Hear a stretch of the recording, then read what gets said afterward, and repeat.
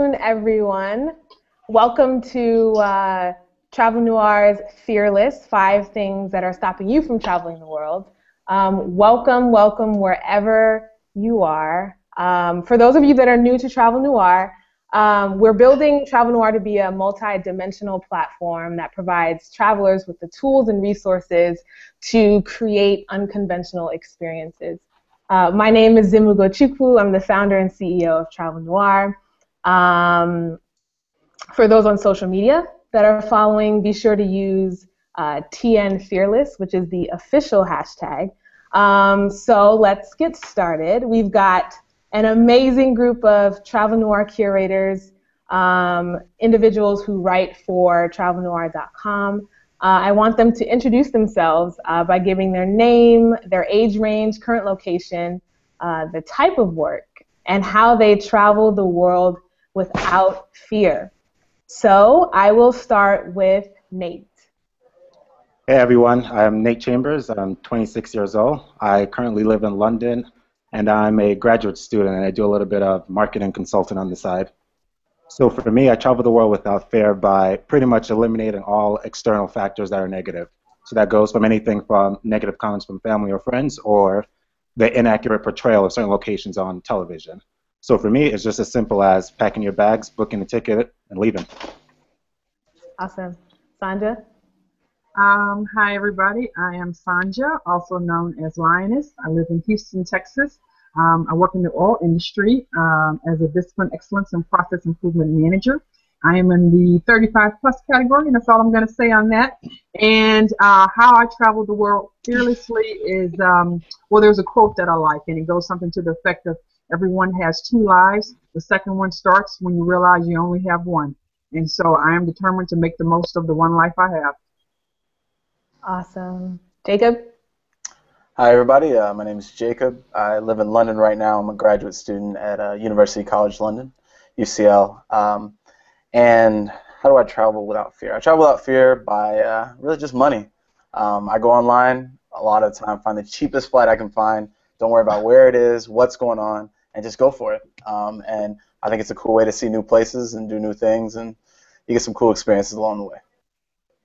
Awesome. Danielle? Hi, my name is Danielle Pointe-du-Jour. I am a proud 33, and I'm in New York City. I travel without fear by just pushing myself to step out of my comfort zone a lot. You know, I'm more of an introvert than people think I am, so I push myself to be in situations where I have to kind of step out of my zone and meet new people and try new things, and so that helps me become more and more fearless every day. Awesome. And Cameron?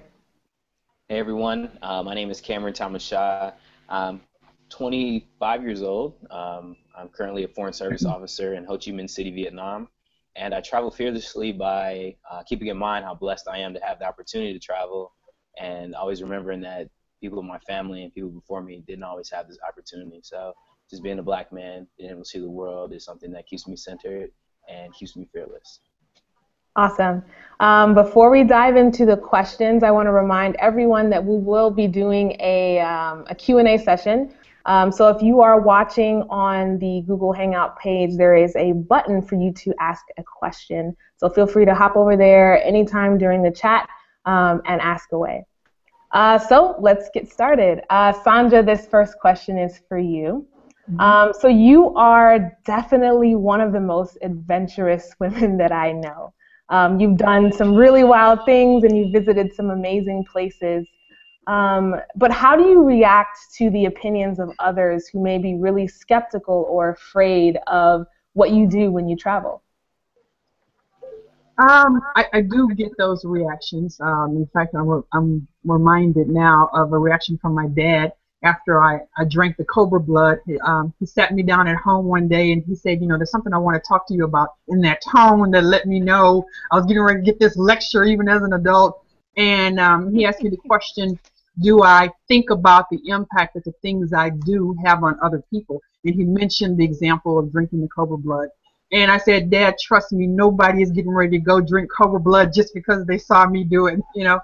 But I told them, yes, I do think about the impact that I have on other people. And that is precisely why I do some of the things that I do. Because I realize there are people watching me, looking at the things that I do, and they need certain courage and bravery. And by seeing me go out and do some of those things, that actually helps to infuse them. So I can't tell you the number of people who have come to me and said, "Hey, I got a passport because of you," or "I'm taking my first trip overseas by myself because of you, because I saw you do those things. I'm going skydiving because of you." So that infuses me and gives me even more courage to go out there and be an example, because people need that. They need to see positive role models out there doing the things that they would like to do, but maybe they just need a little bit more push and courage about. Absolutely. Now, Nate, tell us how choosing a consulting career allowed you to be more flexible with travel. For me, particularly at this stage, it's a little bit different because the business school that I'm enrolled in allows me to live and study in 3 different international cities. So that was Shanghai, Dubai, and London, where I'm currently at now. So since you can't work for any type of monetary compensation, you just have to use the skills and the talents that you have to your advantage. So my background is in marketing and PR. So what I've done in all the countries that I've been in is pretty much approach different companies and help them with any media-related projects. So in return for no salary, I've negotiated in free transportation, free restaurant vouchers to wherever I want to go in the city, as well as free events to different things that are going on wherever I'm located. So as a result, none of my personal money is going to anything in terms of social or anything entertainment-wise. So I've been able to save a lot of my money and put that towards traveling, since all the other aspects are taken care of. Awesome. So with no set schedule, you can just work remotely and just do your own thing. Awesome. So Jacob, now, as a student, how have you been able to fund your travels? And do you have any recommendations for people who want to travel but are a little bit strapped for cash? Yeah, so I think the first thing is network. I think network has been the most important thing for me. Professors, people at your university, you'd be surprised how much stuff your school does abroad in so many places. And I just dropped a line to a professor once, just telling him what I was interested in. A couple weeks later, he hit me back, and I literally got a free trip out of it. And it was that easy. Also applying. I mean, there's so many travel grants at schools because they want students to be more international. They want people to do more things. So, I mean, look for scholarships, look for grants, apply. There's so many things that are out there. And then the last one, actually the last 2, friends. I've got a buddy that works at Delta. If you're a student and you need to travel, buddy passes, traveling abroad are a great thing, especially because you don't have the constraints on your schedule like a lot of other people. And the last one is work and intern. As Nate spoke to earlier, I mean, people need good talent. People are looking for you everywhere. And if you can create some type of value proposition, whether you're willing to work for money or you're willing to volunteer abroad, I mean, I've had so many friends that have gone to so many cool countries, gotten good work experience, and sometimes maybe you got to take a summer away from really moving forward with your career to say, hey, I'm 20 years old, I want to see the world, I'll go work at this nonprofit and have an experience of a lifetime. So those are the things I would say. Yeah. So Danielle, you travel solo often. Is that because of your friends are unable to travel, and how is it that you found that you were able to make friends on the road? Well, my friends actually can travel, a lot of them. I actually know Sanja, for example, personally, and I can pretty much call her and ask her to go anywhere. But what it really is that solo travel helps you grow. A lot of people are afraid of being alone because they're afraid that they won't have a good time. There's nobody to share the fun times with. But solo travel can actually be the best group trip ever. When you're alone, you have to really step out of your box. If you're in a cafe and you see someone reading a book that looks interesting, go up to them and start a conversation. If you're walking down the street and you see someone else that might look lost, you just stop and say hello. Recently, I went to Jordan and I was alone, and I met a young woman named Erica, who was on a trip with her mom. She saw me and she was just like, "Hey, Americans," and like just walked up to me and started talking, and then we took this awesome selfie, and now I've got a new friend. So you really have to just be willing to step outside of the box and be comfortable with being alone, because it's not this horrible thing. You will definitely make friends abroad. Awesome. If I can just add to that, Danny and I definitely have traveled together, but she knows me. She knows I will leave at the drop of a hat and go solo travel. And I know people are concerned about meeting other people, and as she said, you will meet people. You actually meet more people when you're traveling by yourself than you would if you were with family or friends, because you're more open to it. But, you know, I challenge anyone to just consider the fact that if you always wait on other people to do the things that you want to do, you are going to miss a whole lot of living in life. If you're always subjecting your desires, your wants to somebody else's schedule, to somebody else's finances, to somebody else's resources. You know, this is your life. You have to live it, and you don't have to live it in accordance with other people. That's right. Now, Cam, so as a foreign service officer living in Vietnam, how did your family react to your bold move and career choice? I think I'm very fortunate because I've always had family that was very supportive of my travels. I started traveling in high school, and I was something that I was always really excited about, and I made that known to my family members. This was my third time in Vietnam, so they knew already that I liked Vietnam, I liked Asia, I traveled a lot, so I didn't really get too much pushback. One thing that I tried to do to, you know, kind of quell their fears was to show them how safe it was and to educate them a little bit about the country, educate them about the culture, and to let them know that, you know, people live here, and so people are, you know, civilized. You know, a lot of times people don't know about other parts of the world because of what they see in movies or what they or misperceptions. So I made sure that they were educated about it. They knew that people lived here, people were doing well here. There's running water, the water's hot, food is good, and I even tried to introduce them to a lot of those the aspects of the fair and the culture that's in the United States. And I think that really made them a lot more comfortable with me actually coming over here. And yeah, I keep them updated. I use Skype, I use the Google Hangout, and use the iMessage, so they always are aware of everything that's going on, and so they know I'm safe. So I have a good track record of keeping my family involved with everything I'm doing, and I think that makes them fearless and makes them much more comfortable with my bold move. Awesome. All right, so we're going to dive into some of the main questions. We're going to start out with fear and how fear plays a role in travel. And so this is an open question for everyone. What do you think is the biggest source of fear for people who want to travel, and how can they counter that? For me, I think the biggest source of fear is two things.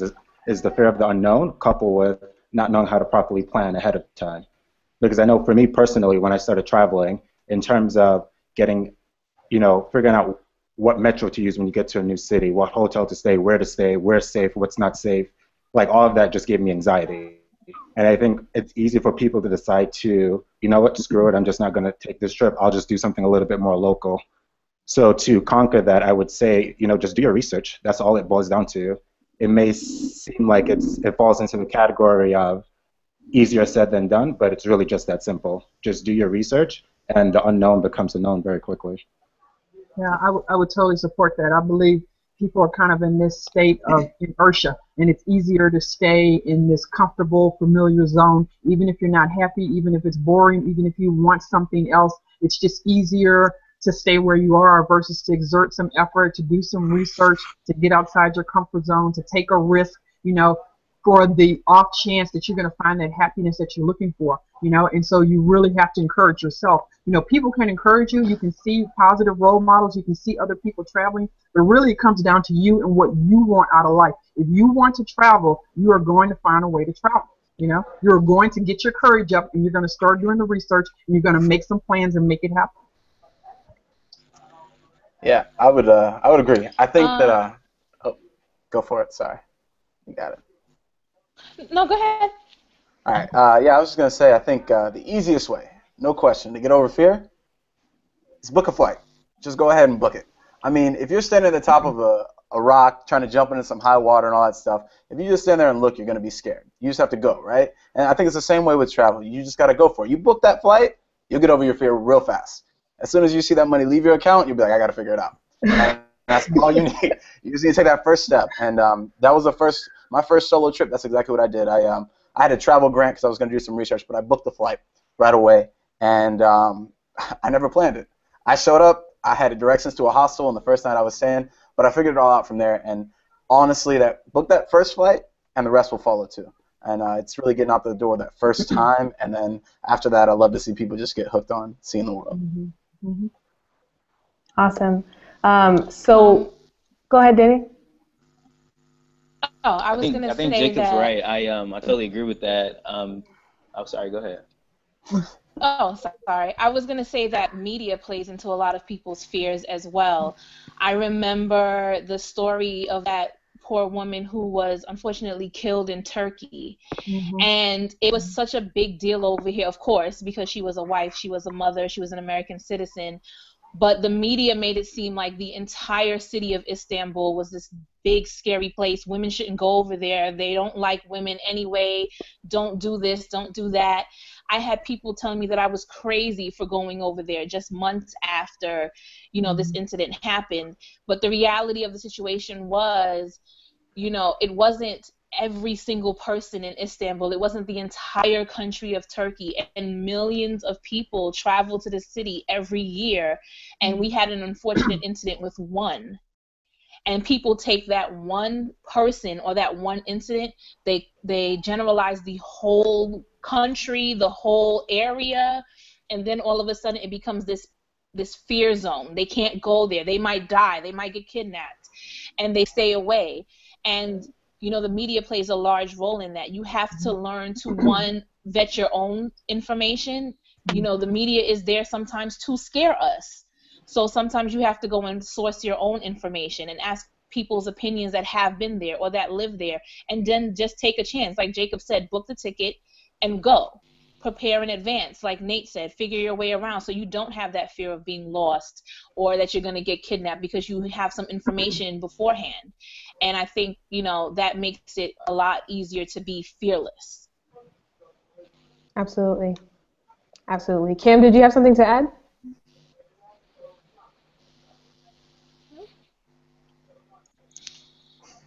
No? Yeah, I totally agree with that.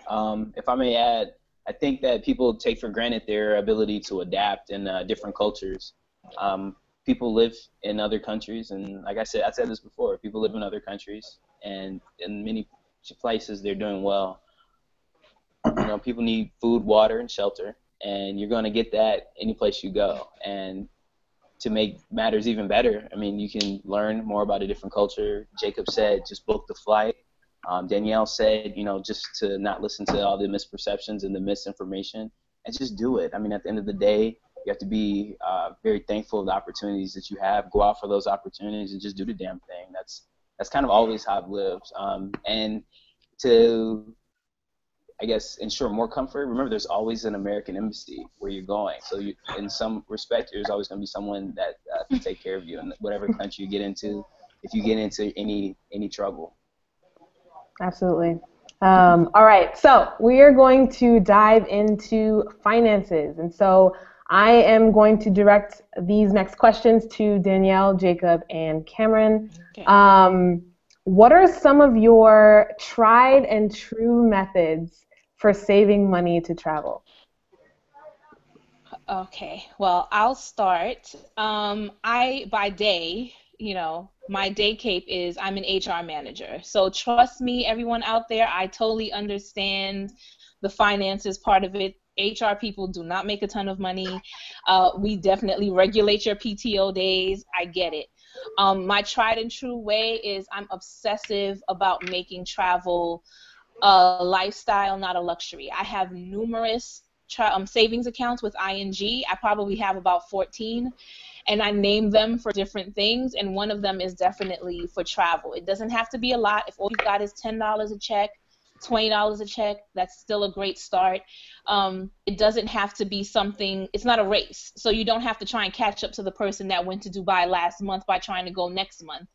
You take your time to save for the trip that's best for you. So that definitely helps me by putting money into a savings account. Also, side hustles. I write for Travel Noire, I write for ebony.com, I write for jetmag.com. These side hustles help me save extra money that I don't make in my regular paycheck. So it helps me, feel more comfortable with going out there and taking the trips that I want. Awesome. Jacob, Cameron, you have anything? Yeah, I'll piggyback on that. Yeah. I think I agree. Saving is key, right? And in the end, I mean, we're tight for cash, but we always have spending room. We find ways to go to the movies. We find ways to have nice dinners. We find ways to do everything. So it's all about prioritizing, right? If you want to travel, then travel. And you'll make it happen if you prioritize it, if it's something you really care about. Again, I don't suggest this for everybody, but for myself, I've been building up my credit since I was 18. I use my credit card, and it's not the greatest idea ever financially, but I kind of know how my finances work out, and I go ahead and book it. And if I can go ahead and take care of that right then, I know that I'll save for it over time, because I know once that expense is out there, I know that I'll pay it off, because I care about not having that going on. And the last piece is a lot of it is saving up on the front end. The other piece is saving on the back end, and how you make that trip as cheap as possible. Travel to where friends are. And I know we're going to get into this more, but try to find ways to make it to where you feel like you'll be able to afford it on the back end. Jacob's absolutely right. Think about the opportunity cost. What are you really giving up if you don't get that drink or you don't go out to that fancy dinner, and how that can definitely be parlayed into a trip. And then also, go places where it's cheap. Find places where your friends are. Exactly what Jacob said. I agree with that 100%. Awesome. Great. So now we're going to dive into friends. We're going to talk about friends with Sandra and Danielle. And so I want the two of you guys to talk a little bit about some of your favorite ways, if you have them, to gather funds for a group trip. So I know, for instance, I have friends that are like, yeah, I told a bunch of my girlfriends that we're going to, Istanbul in the summer, and it's 2 weeks away, and they haven't paid me yet. And so what are some of your ways for gathering group funds for a trip? So first of all, you shouldn't have used your card for the group trip. So that's what I would say. First of all, you learn very quickly, do not put your personal card down for the group trip. The way Danny and I, she'll probably corroborate this, but every person is responsible for themselves. If you really want on this trip, if you really want to go to Dubai or India or Africa or wherever it is we're going, you're going to get your money together and go. And if we come 2 weeks to the trip, your money isn't together, bye-bye, see you. We'll send you pictures and talk to you on Skype and all that other stuff. But, it's just the way it is. You have to be responsible for your own travels. It's just the way it is. Everybody's out there trying to do this thing. And so we're really not in a position to cover you or spot you or anything like that. But, if you really want to go, you're going to make it happen. Absolutely. Danielle? Every year I take a group trip with probably 14 plus other women, my friends. And the way that we've made it simple is that we use tour packages like Friendly Planet. So it makes it easier for everybody, like Sonia said, to be responsible for their own transportation. So what happens is Friendly Planet usually gives you a few months. So we'll book, say, around now to go to Greece. And we'll be going to Greece maybe in March or April. So Friendly Planet will put you on payment plans, and everybody is responsible for paying Friendly Planet their money towards the trip. Whoever doesn't pay Friendly Planet obviously is going on the trip. So that it ends up taking the pressure off of me or whoever else is organizing, because they don't have to worry about collecting the money. We might send out one email like, hey, remember the payment is due, but trust me, if you don't pay Friendly Planet, you won't have a ticket. And then they make sure that, they send you a reminder that at least 2 months or at least, maybe 30 days before the trip, the final payment is due. So that helps give you time to come up with the money. It helps make sure that everybody that wants to go still goes. And it also leaves time for people that need to drop out. Maybe you can find replacements and things of that nature. So, you really have to be organized with it. You can't just say, hey, let's take 20 of us to go to Mexico, and there's no plan behind it, because people will flake. Yeah. Absolutely. Yeah, I can say, like, Danny's actually going to be on a trip that I'm planning. It's a mystery trip. So Danny and others going on and will not know where they're going, which is actually something I just recently did. I took a trip, packed my bags, went to the airport, and had no idea where I was going, but that was the way that I wanted it. But how I'm going to do it working with the company that I'm working for is, yes, we'll have it set up like a payment plan type operation. You'll pay a deposit on the front end. You'll have monthly payments, and it's going to be organized and that sort of thing. But everybody again has to be accountable for themselves. If you want on this trip, you're going to make it happen. Absolutely, absolutely. So let's dive a little bit into career with both Nate and Sanja. How is it that you travel with a full-time job, and how is it that you optimize your schedule for travel? Are you taking off on the holidays? Are you making extended weekends, et cetera, et cetera? In my case, for me, I'm a little outspoken. So during most interviews that I've been on, one of the first questions I ask, I want to know about the vacation policy. Because if it's too stingy, I probably won't take it. Or I find a way to negotiate something else in. I negotiate a lot for everything that I do. But luckily for me, the career that I was in before I came to business school was in media. And in the media industry in New York, typical vacation time is at least 3 weeks. And then when you include unlimited sick days as well as the holidays, that can easily turn into 4 or 5 weeks of vacation. So what I've done is I've always usually leave the country on a Friday and then come back the following Monday to work. So that allows me to travel for 10 days because I'm including both weekends, but I only miss 5 days of work. And then even to maximize that even more, if you're working for a global corporation, you can just easily say to them, the city that I'm in right now, I want to visit the headquarters that's there right now, and then see if you can work remotely from there just to keep the longevity going. So it depends on how you phrase it. So there's always ways around it to extend any vacation time. Just got to be smart about it. Mm-hmm. Yeah, definitely it's about flexible work time. Like, for example, I work a 980 schedule, so 9 hours a day, and I get every other Friday off. So definitely that minimizes the actual vacation time I have to use. But I combine that with a day or two here, and they can make for a really long extended weekend. I used to be in audit, which is one of the few corporate jobs I think that almost any function can go into, from accounting to HR to IT. So I was actually in contracting and procurement, negotiating contracts, that sort of thing. We're a global company. I work for Shell. So I'd go anywhere around the world. Whenever I had business travel, I would also parlay personal travel with that. So I'd never go on any business trip without seeing, okay, how can I also make this a personal trip for me, a win-win for me? So, if I had business in Melbourne, Australia, which actually I did for 3 weeks one time, I went over 2 weeks extra and ended up staying about 5 weeks because the flight was already paid for by the company. I get to keep all my hotel points and frequent flyer miles, so I use those to stay on my personal time. You really just have to use every avenue to expand the time, to take advantage of the perks. Like, can you keep the frequent flyer miles and the hotel points? Can you use the corporate flight over that's already paid for your personal part of the trip? You just have to see how to make it work for you. Absolutely. And I just wanted to jump in real quick. Go for it. Can I jump in real quick? Yeah, go for it. As someone that works in HR, I just want to mention that, as Nate said, you can negotiate for PTO. It doesn't work for every company, so don't barge in the interview thinking that you're going to take them from 5 vacation days to like 30 overnight. It doesn't happen like that. But if they really want you, if you definitely have something that they want, they're willing to work with you. So if they're not able to give you the salary that you want, you can try asking for 5 more PTO days. You can try asking for a flexible schedule like Sanja, where you get every other Friday off. Some companies will be willing to work with you.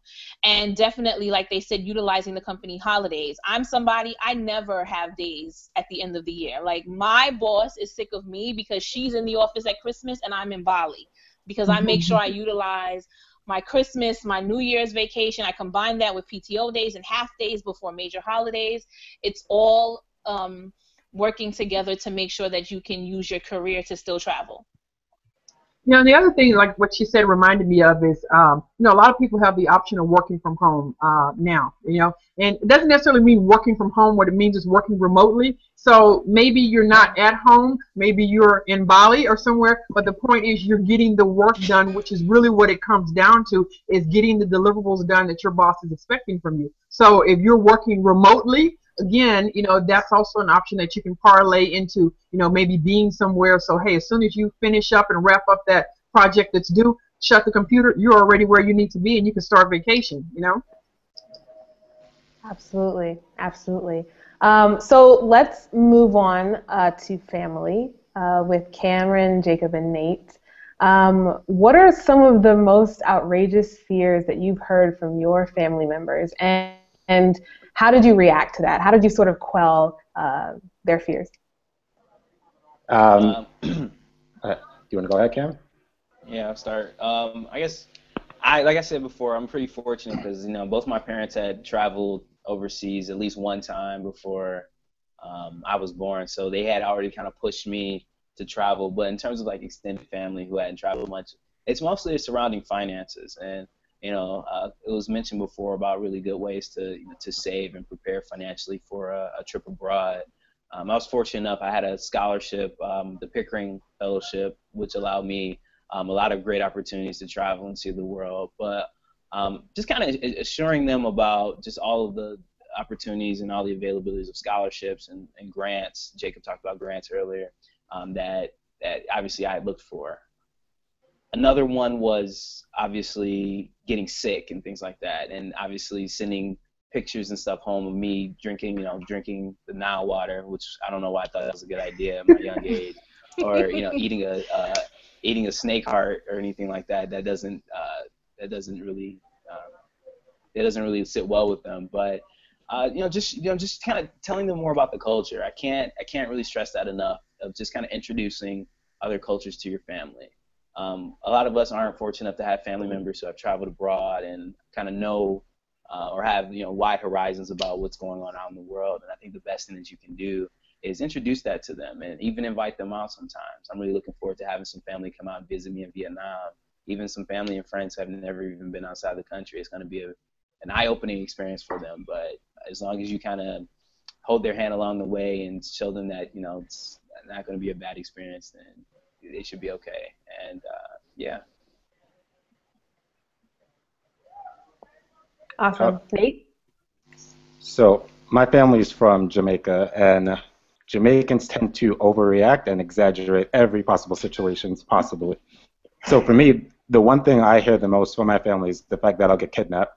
And I'm not sure why, because I would like to think I have an intimidating personality or parents for someone not to take it to that level. But I think that's the number one fear that I hear mostly from my mother and my sister. But what I do is I usually always remind them that I traveled to Egypt during the election and when there was all the political uprising a few years ago, and I'm still alive. So at this point, they don't really question me too much. They just accept my judgment, and they just know that at the end of the day, I'm just going to go where I want to go just to see the world. So now they're more supportive than they were back then. Yeah. Sorry. Yeah, I was just gonna say, my background. My father's from Nigeria. My mother's from Israel. They moved to America right before I was born. I'm a black Jew traveling the world. All right. So every time I talk to my dad, he's like, "You're in that country. They're not gonna kill black people over there, are they?" I talk to my mom. She's like, "They hate Jews right now. You better watch out." So I mean, my parents have for a while been scared about that type of stuff. But I think when you tell them, "Hey, this is the deal," when you tell them about the trip that you're doing, even if you don't have it planned out, which I usually don't. Like, oh yeah, this is here, this is here, this is here. You sound like you know what you're doing. You sound like you've got it all put together. It really calms them a lot. Of course, starting off, if it's your first time traveling, let them know you're going with people, especially if it's people that have been there before who have traveled a lot. It can really calm them to feel like, somebody, like, if they don't trust you enough to take care of it, they'll feel like somebody there kind of knows what's going on. And then I'd say the last thing is, so I moved to London. I'm living here now, and your family's, at least mine. I've lived close by in Atlanta for most of my life. They're always there when I have problems, and they want to help, or they feel like at least they're close. So I mean, as Cam was talking about earlier, if you have these issues where you get sick in another country, or you got stuck up at the border for some reason, or you lost your passport, don't talk to them about it until it's been resolved. Because if you really, really want your parents not to let you do that type, or your family to be upset about this stuff, it's hit them up and be like, "Yo, I just got robbed in Barcelona. I don't have anything. Can you wire me money? I think I'm gonna die." Yeah, it won't be cool with it next time. And so I just wanted to chime in on that. Oh, go ahead. Oh, I was gonna say that. So I know a lot of the ladies out there are worried about getting kidnapped also, and I'll tell you right now, I am my father's only child. So not only am I his only child, I'm a girl. So I feel your pain. But one way to help calm that particular fear, one is through experience. My father is a lot easier, like Jacob said, it's a lot easier now, Jacob and Nate, it's a lot easier now than it was when I first started. So by me being responsible and showing him that I have a plan, that I know how to read the train maps, that I actually come back alive and unscathed, it helps calm a lot of those fears. Also, introducing them to the culture beforehand. You know, I'll try and, you know, butter them up with a little Turkish delight or something beforehand so that he doesn't think I'm going to go over Turkey and get, you know, kidnapped because, hey, they've got great candies. Like, Bring them back you know, gifts you have too. to really be proactive with them.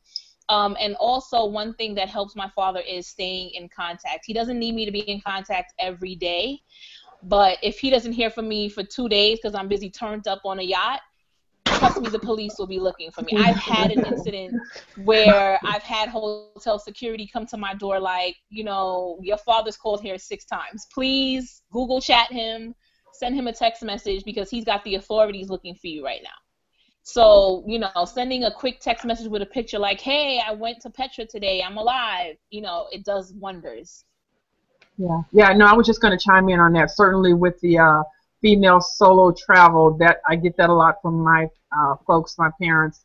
You know, I've been to Egypt, Turkey, all these places by myself during certain politically uneasy times, and you know, I haven't had any issues or problems. But of course, you can't always assure parents of that at the time. But I think, again, as they see that I get experience with this or have had experience with this, I've done it before, I've come through unscathed, you know, it's not a problem. And I remind them that, you know, something could easily happen 5 blocks from the house at home in our home city where we grew up as easily as anywhere else. In fact, you know, all the travels I've been on, I've been to 52 countries. There's only been one security incident, and that was at a pub in London during Wimbledon. My purse was stolen, you know, of all places. So, you know, really, I don't necessarily exercise a whole lot more caution traveling and overseas than I do at home. It's just about common sense and being aware of your surroundings and that sort of thing. And, you know, I remind them of that. And then the other thing is, you know, I think sometimes they just have to be reminded that, hey, you're out living your life.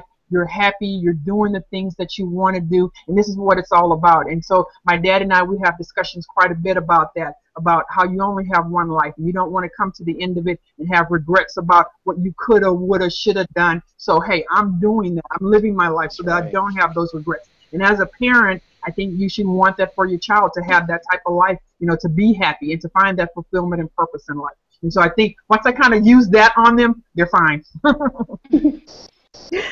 Absolutely. So we've come to the last sort of segment of the questions that we have before we open it up to everybody else's questions. Others' opinions, what other people think about where you're going.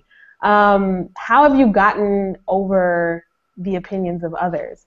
And if you'd listened to everyone else's advice and taken it, where would you be right now? Nowhere. No, exactly. Absolutely nowhere. At home still. People have an opinion about sometimes the opinions are valid. You know, sometimes the concerns are valid. I was reading a discussion earlier about people that don't want to go to Dubai because of the labor of the Pakistani immigrants. And I mean, these things are valid concerns, but it happens everywhere. There are stories of women in Long Island keeping Mexican maids in their basement. It happens everywhere. Certain things happen everywhere. You can't take other people's opinions as your own. You have to go out there and see for yourself. I remember for my birthday, I went to Dubai, and my best friend told me that I was going to no man's land because in her mind, it's the Middle East. We're having war with them. Like, why would you want to go to this scary place? But when I sent her pictures of the yacht outside my window, she was like, oh, Dubai might not be so bad after all. Yeah, you might want to get off that block in Brooklyn and come hang out with a sister. Like, you really have to just go and see for yourself sometimes. There are people out there that still think we're at war with Vietnam. I say, oh, I'm going to Vietnam. They're like, what? You know, when I went to India, they were like, you're going to get sick. When I was in Ghana, everybody was excited. It's good. You know, Brazil, yeah. I'm not even going to talk about what they wanted me to do. Oh, yeah. And then everybody thinks that Europe is just all, peaches and cream. So, I mean, I guess, just echoing what Danielle said, you're gonna get a different experience Yeah. anywhere you go. And if you listen to different people, it's gonna be based on their experiences and that misinformation that we talked about earlier. If I listen to people, I don't listen to people. I just do what I want to do. And at the end of the day, that's gonna be, at the end of the day, you're with yourself, and you have to live with your own decisions. And I think that the best thing that you can do is go somewhere and, book a flight, think about the future, and, just do it. Just do it. Don't listen to other people, because people are not always looking out for your best interests. Yeah, for me, it's I'm always the one that does the crazy stuff, the adventurous stuff. So, that's what I get from people is, they used to be really shocked by it. The things that I do now, nothing shocks them. In fact, they tag me on every single crazy thing that somebody is doing out in the world. And like, look at this, check this out, Linus. You should do this next. So I get a lot of that. But again, what I realize is that as I post things in social media, as I post pictures or stories or tell about different experiences that happened to me, so many people, they may not say anything, they may not like it, they may not, comment or anything, but they're looking at it and they're learning from it, and they may be changing an opinion or a thought that they had in their own mind about how things are going in the Middle East, or what Egypt is really like, or what Africa is really like, that people don't live in rural areas, that some people live in a city and sleep in beds and houses.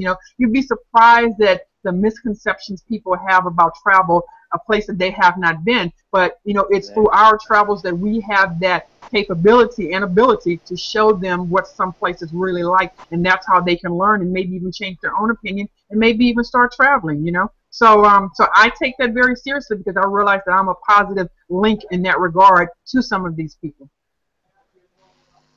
Absolutely. I agree. I think the pictures and storytelling definitely changes people's perceptions and their opinions quickly, because at least for me, it has shifted drastically from the negative comments saying whether you're going to get kidnapped or a black guy shouldn't go to Iceland to something more like, oh, I can't wait to get back so I can hear about it. So I think a lot of that is because of social media and the things that people are seeing, and it's heavily having an impact on the way they think about certain things moving forward.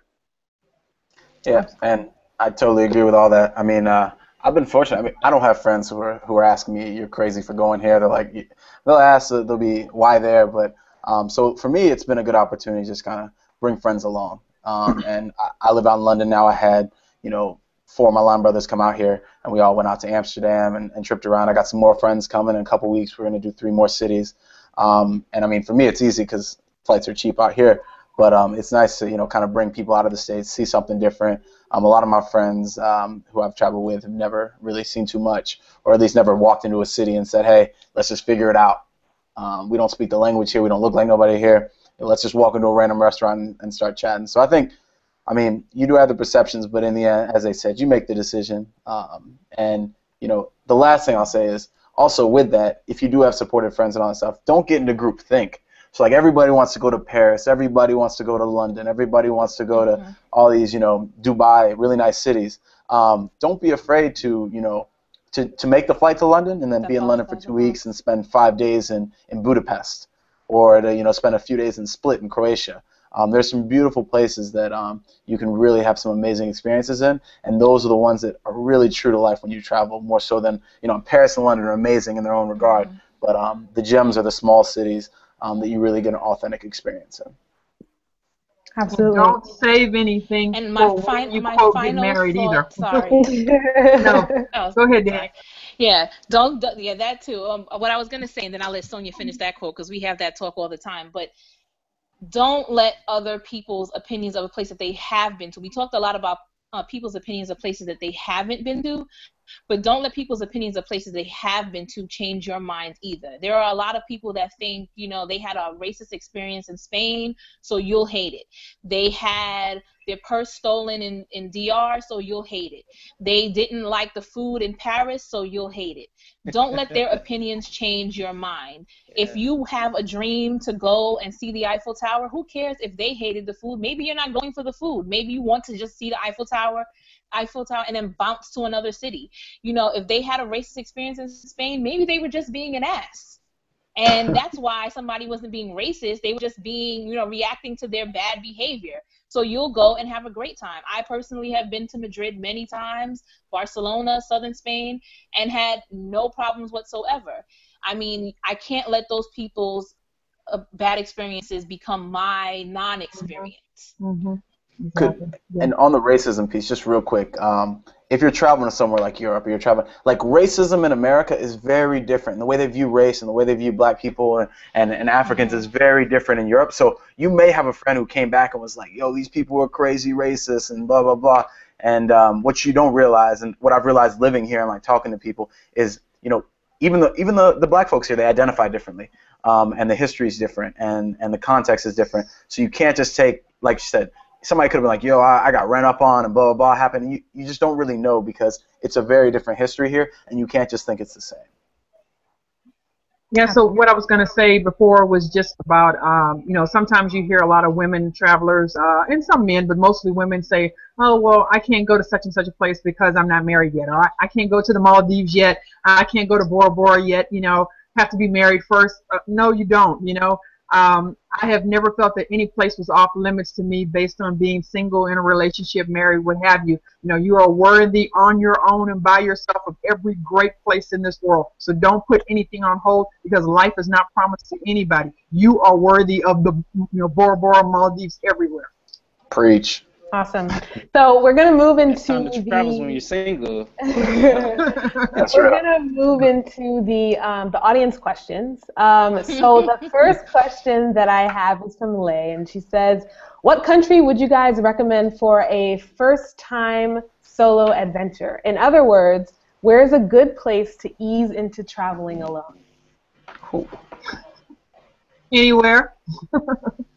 I mean, really, that Yeah. is my answer. Yeah, anywhere.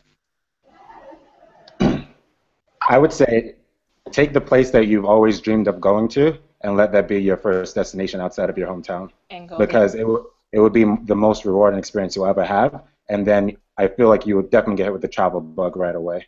So, like I said before, anywhere, just make it a dream destination. Yeah, and it's not to sound flip or anything. It's just that, you know, you bring a lot to a destination. It's not just about going to the destination and what you take from it. It's about what you bring to it. So in that aspect, you can go anywhere. You can make friends. You can have experiences. You can have adventures. You can have fun. You know, go there with a positive mindset of I'm going to make the most of this no matter what. And it'll be fine. You know, it's not about traveling with other people or being single. You know, just go where you want to go, where your heart's desire is, and have fun with it. I would say, personally, if it's your first time, there's something you're really worried about. I mean, I do agree with dive right in, and I think that's great. I would disagree. I would think that in terms. We lost you, I think. Volume. Yeah, I think he might have a bad connection over there. Cameron? Nope. Okay. Go, Jacob. Cool, so I would just say, go to somewhere where you speak the language. You learn a little Spanish in high school. You know, go to one of the, you know, go to an island close by in the Caribbean, or you know, come to London if you only speak English and try it. Or the other suggestion would be go to a city that's not a major city, somewhere that's just a little bit off the map. Because one of the most empowering things ever is when you go to a country, it's your first solo trip, and you feel a sense of community. And that could be a little bit hard in a place like Paris. You might go to Paris, and you might get there, and you might just feel like you're in a big city. You didn't meet anybody. You didn't meet any French people. You didn't meet any travelers. You stayed in a nice hotel. You walked away, and you had some nice food. So I would say go to a smaller place where you could really get a feel of it. Or if you do go to a bigger place, stay in a hostel. And I could have a whole conversation. I'm a champion of hostels. Love them. There's nothing to be scared of, and that's where you get some community. Absolutely. Let's move on to, this is actually a really popular question. Even though we've talked about solo travel quite a bit, Emanuela says that, or her question is, I would really want to start traveling alone, The thought of it sounds scary, but I still want to go for it. What are some tips for first-time solo travelers? Okay, so my first solo trip, I don't even remember where it was at this point because I've been so many places. But one of the things I did to prepare myself was to prepare. So I wanted to make sure I knew how to get from my hotel to the cooking class I was taking. So I printed out a map and I made sure that I circled the stops that I had to get off. I just made myself, I checked for my fears and made myself comfortable by preparing for those Exactly. inevitables. So if I'm scared that I'm going to get lost on the train, I printed out a train map and I looked up the directions in advance so that when I went to the country, I had the map and I knew exactly where I was going. If I was worried about how I was going to get from the airport because I'm coming in kind of late, I prearranged a car to come pick me up. If I was worried about what there is to see, I did research on the internet and I got guidebooks. I watched movies. I did things that would calm those fears because it's the unknown that's making you afraid. You're afraid that you're going to get lost, that you don't speak the language. So you get those free apps on your iPhone or your Android and just learn how to say hi. I've been to Thailand, I don't know how many times. All I can say is Sawadee Ka. That's all I know how to say. But it made me feel better because at least when I walked up to that Thai person because I need to find the bathroom, I say hello. It's bad. They know I can't speak their language. They just point and say go there. And I feel better because at least I try to communicate. I learned a word or two. I learned how to say help in pretty much every language. Like, just try to calm your fears by preparing for what it is that's actually making you afraid. Definitely. I agree with that. Awesome. Okay, so moving on, we have a question from Tiffany. And the question is, besides reward programs from credit cards, are there any alternative programs where one can collect travel points?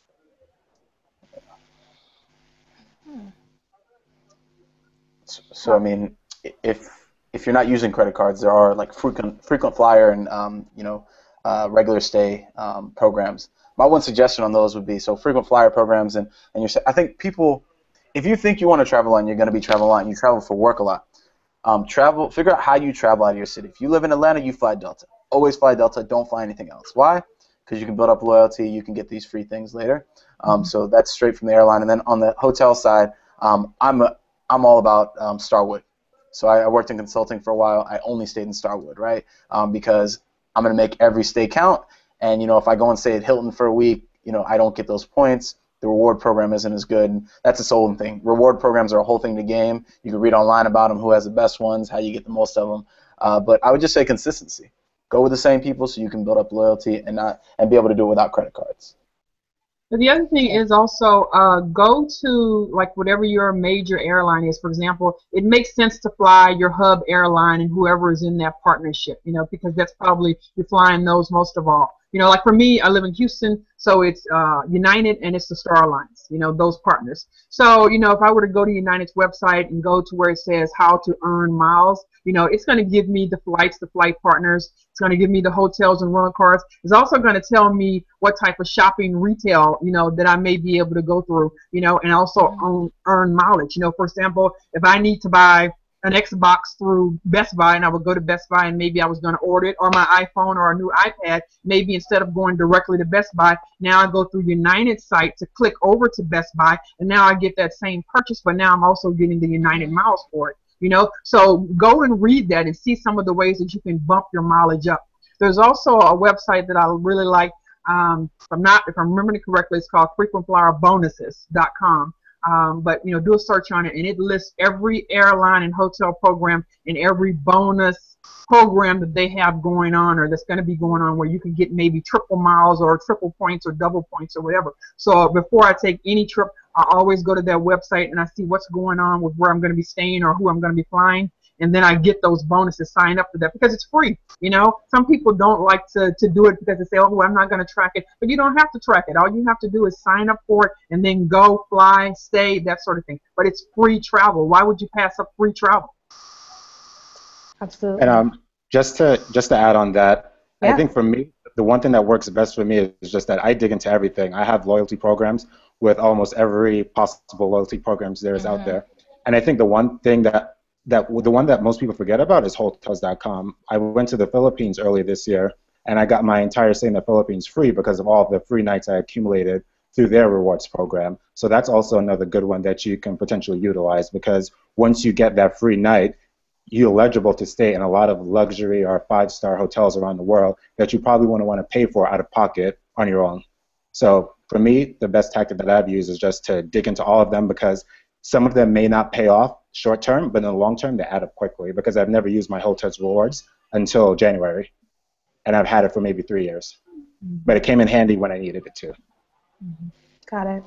All right, so we have a question from Martina. So for someone new to international travel, what resources would you suggest to plan a trip? Or should newcomers start out with a travel agent? First, start at travelnoire.com. Exactly. travelnoire.com. I would say you don't need a travel agent to plan a trip.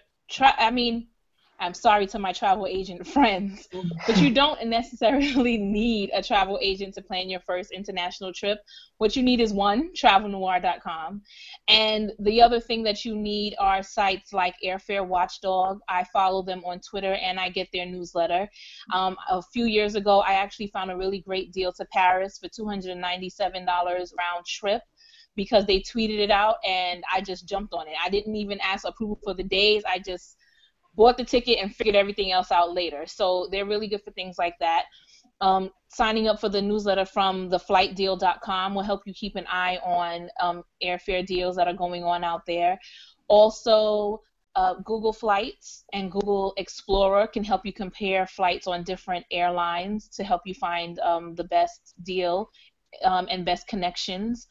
And hotels, not really too sure how you can find the best deals on hotels. Maybe someone else can speak to that. But I try to book in advance if I use a hotel, just so that I can get their pre-advanced rate or whatever it is that they call it. And I also try booking hostels. Hostels are great. Get singles if you're somebody that's uncomfortable with sharing a room. So there are definitely a bunch of tactics out there, and I'm sure the others can speak more on their usage. On the hotels end, I think the best approach is to call them and just bombard them with questions as much as possible. Because I've had Skype conversations with hotels just to try to negotiate, my favorite word. Me too. Just, try to negotiate what I can. I went to the Maldives about a month ago, and the way I did that, I knew it was low season, so I used it to my advantage. I specifically told the guy on the phone, it's low season, you're not really getting that much, you're not full to capacity, so what is it that you can do for me to get me to live out my dream in the Maldives? So he gave me a really good package. He reduced my airfare from the international airport to the resort and threw in a whole bunch of free things just as added value for me. So if you can speak with the hotels directly versus using a third-party site, a lot of times it will work in your benefit. Can you speak a little bit more to traveling on low season and how you can sort of use that to your advantage? Well, I do it mainly because I hate crowds. So when you travel during low season, you definitely avoid the crowds. You avoid the extra expenses that hotels or tours are going to charge during the high season. And back to what I said earlier, they're willing to negotiate and give you a better rate just because they're at low capacity and they need to generate revenue wherever they can. Because it worked to my advantage again when I went to Bali. I stayed in a lot of private villas for more than 50% of the price reduced.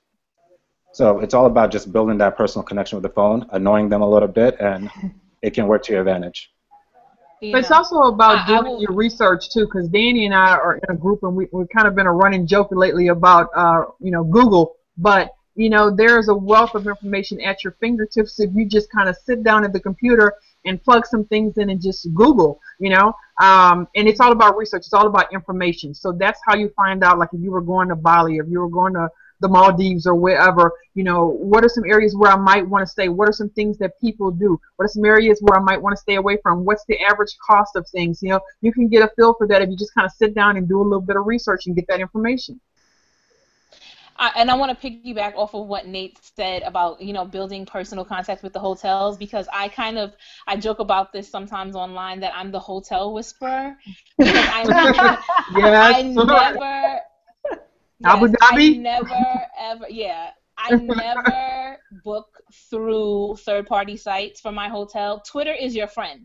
I'm telling you right now, I've gotten free night stays at hotels simply by going to their Twitter and just asking a question, So I'll ask about Wi-Fi, and they'll say, oh, it's $25 a night. And I'll be like, well, the hotel down the street doesn't charge $25 a night. Maybe I should stay there. And they're like, oh, well, no. We'll give it to you free. Or in terms of Skype calls with hotels, when I went to Thailand for the first time, I stayed at a great hotel called the Rembrandt.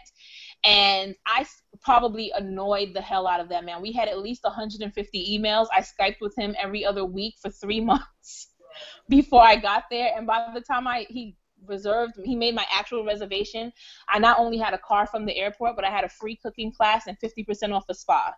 Because he was just like, you finally made this reservation. Thank you, and here's some freebies so you can stop Skyping me. So I can attest to that. Yeah, definitely use social media to your advantage. A lot of brands are coming up on how important social media is to reach out to their clientele and potential clientele. So if you start by asking them questions, you never know what you can get out of it. Absolutely. Go ahead, Jacob. Yeah, I was gonna say for the low-end travelers like myself, hostels are amazing. Hostels are great. For planning out your trips, I'm one of those people. I'm like, let me book the flight in the hostel. I'll figure out the rest. Because you stay at a good hostel. Check the reviews on hostels, hostels.com. There's quite a few sites, but pick a good hostel that has a good community. You'll learn a ton of stuff about the city. You can do stuff with people to get deals while you're there. That'll help. If you are even cheaper than a hostel, if you're really about that life, you can couch surf. That's a whole nother level. That's a whole nother level. And when I first heard about it, it blew my mind. But it can be done. And then the last thing is, go into cities where friends are at, or if you're traveling to a city and you want to plan it, and you're one of those people that plan ahead, everybody has a ton of friends on Facebook, on Twitter. Put it out there. Go in here. Anything I should check out, you'd be surprised who will respond and give you the inside scoop on where you have to hit up while you're in the city. And that can be real helpful. Better than a travel agent. Don't get ripped off. No offense to any travel agent. Absolutely. Absolutely. All right, so we have completed the Q&A portion, and before we sign off of this Google Hangout, I want everybody to share where they can be found on the interwebs. Tell us your Instagram or Twitter name and the website if you have one, just so people can connect with you if need be. Cam, I'm going to start with you. You can catch me at Cameron T on Instagram at CamTS1. I'm sorry, at CamTS7, or on Twitter at CamTS, or you can visit my website at CameronThomas-Shaw.com. And of course, I write for Travel Noire. All right, Danny. Oh, me? Oh, okay. You can find me at the D Life. That's the letter D Life, and that's on Twitter.